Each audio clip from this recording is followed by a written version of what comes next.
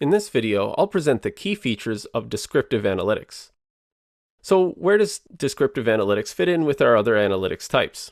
Well, you can see descriptive analytics as preceding predictive analytics, which precedes prescriptive analytics. So in descriptive analytics, the goal is to take a surface level look for useful information, but we're only looking at our historical data up until the present moment. You're looking to summarize what has happened in your data, you're looking to use summary statistics or descriptive statistics, and visualize it using charts and graphs and plots.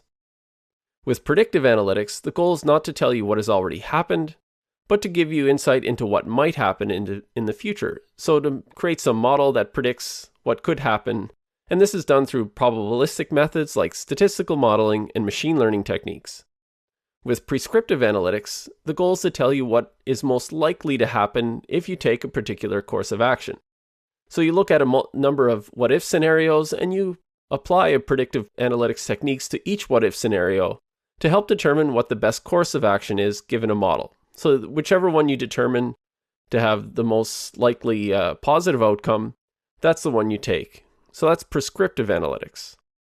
Now, with descriptive analytics or descriptive data analytics, you want to describe what has already happened.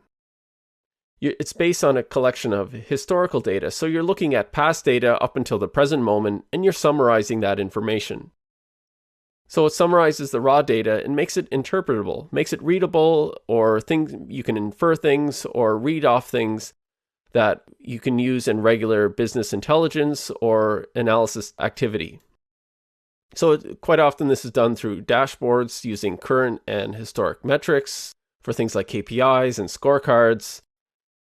And it's not considered a data mining technique. So you're not diving deep into data to look for deep levels of information or to infer things about complex patterns that might be going on.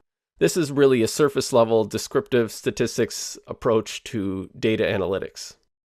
So in practice, descriptive data analytics provides historic business analysis insights.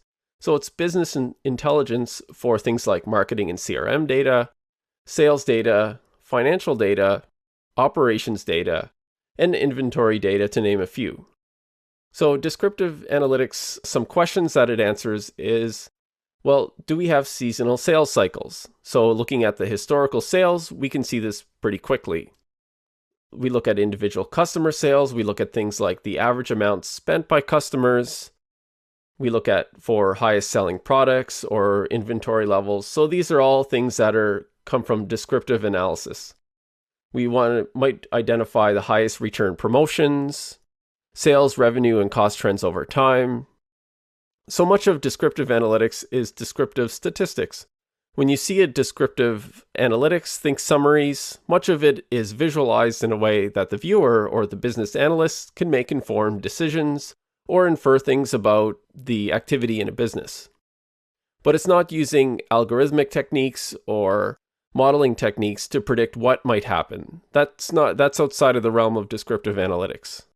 So some types of descriptive analytics, we quantify aggregate data structures. So we bring multiple tables of data, we bring it together, we do summaries, averages, min-max, that sort of thing. We look at the mean, median, mode statistics, and things like the spread and structure using variance and standard deviation. So descriptive statistics to get the significant values and structure of the data. So we're summarizing and using basic statistics to get this information from our data. And that concludes this presentation on descriptive data analytics.